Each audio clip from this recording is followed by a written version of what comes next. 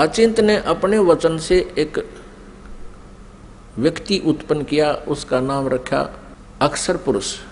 अब उस अचिंत ने अपने द्वारा उत्पन्न पुत्र को वचन से जो उत्पन्न किया था उसको ही अविनाशी पुरुष मान लिया,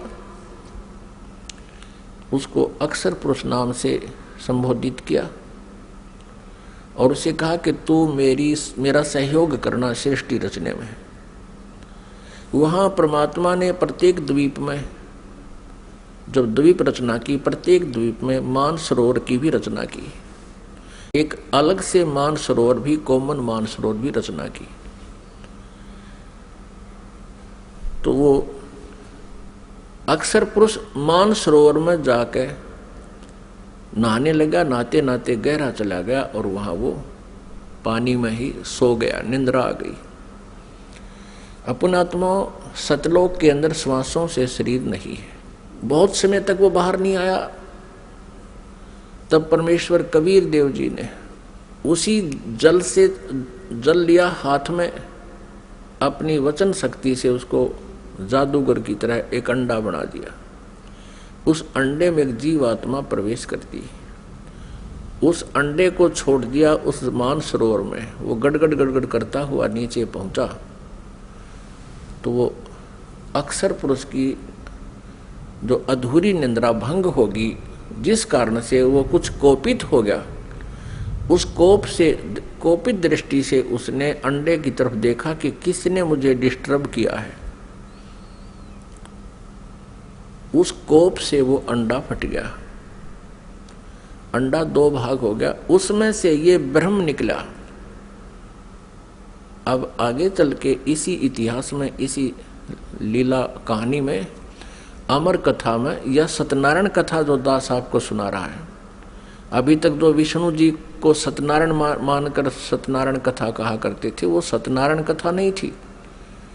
अब ये है सत्यनारायण कथा। सत्यनारायण माने अविनाशी भगवान की कथा। तो उसमें से ये ब्रह्म निकला। आगे चल के आप 3 प्रभुओं से परिचित होंगे जो ब्रह्मा विष्णु महेश जी से भिन्न है। एक सर्वब्रह्म, इसको सर्वब्रह्म भी कहते हैं, सर्वब्रह्म। और दूसरा ये अक्षर पुरुष यानी अक्षर ब्रह्म। ये अक्षर पुरुष कहो तो अक्षर ब्रह्म कहो। और अंडे से निकला ये सर्वब्रह्म, सर्वब्रह्मन नाशवान, क्योंकि अक्षर पुरुष को तो अचिंत ने नाम दे दिया कि तो अविनाशी व्यक्ति उत्पन्न कर दिया मैंने, अक्षर पुरुष। अब वो स्वामी जितना हो जाता है फिर वही पुरुष प्रभु, पुरुष माने प्रभु भी कहते हैं। तो अक्षर पुरुष कहो या अक्षर ब्रह्म कहो, एक ही के 2 पर्यायवाची नाम है। इसी प्रकार सर पुरुष कहो, ये ब्रह्म जो अंडे से निकला ये सर पुरुष है, इसको सर ब्रह्म कहो, इसके पर्यायवाची नाम है। इसको ज्योति स्वरूपी निरंजन भी, काल भी, ये ब्रह्म ही आगे चल के काल भी कहा जाएगा।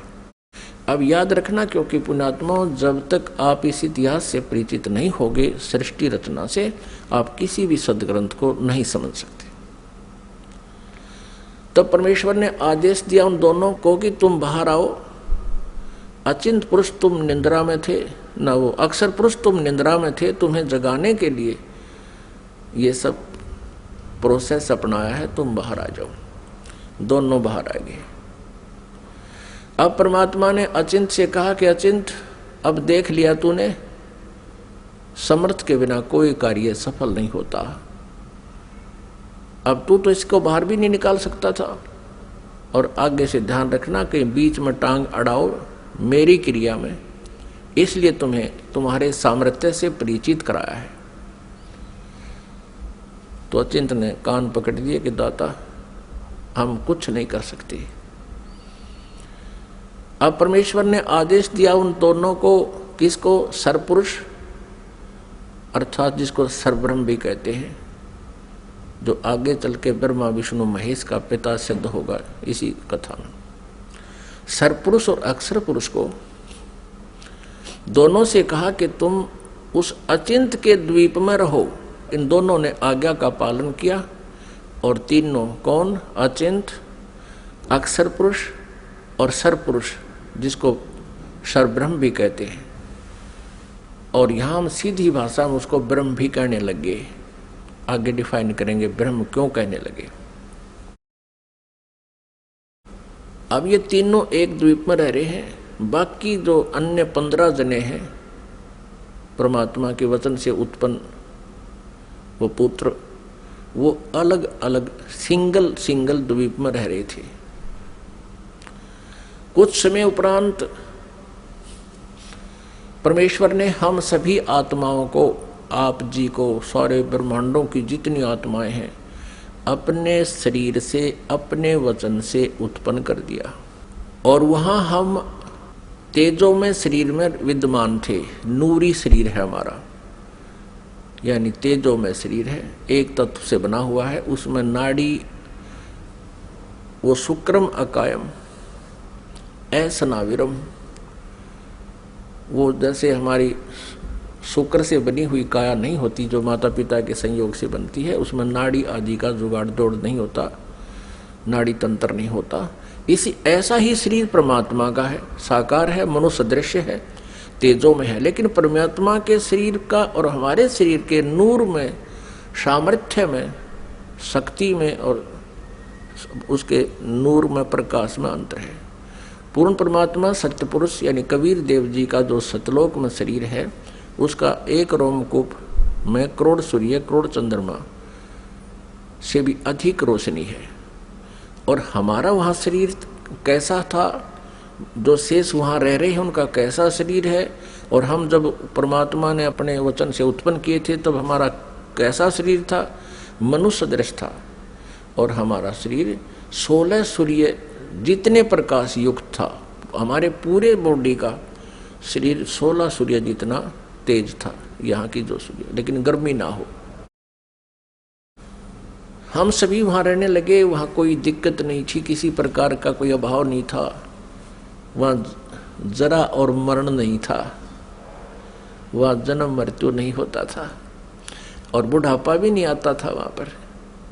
अपने आत्माओं यह विचार करना कि हम यहाँ कितने दुखी हैं और फिर भी हम ये सोचे हैं हमारी मृत्यु ना हो, और जबकि हमें पता है कि मृत्यु तो डेफिनेट होगी, यहाँ का विधान है, और फिर भी हमारी मरने की इच्छा नहीं।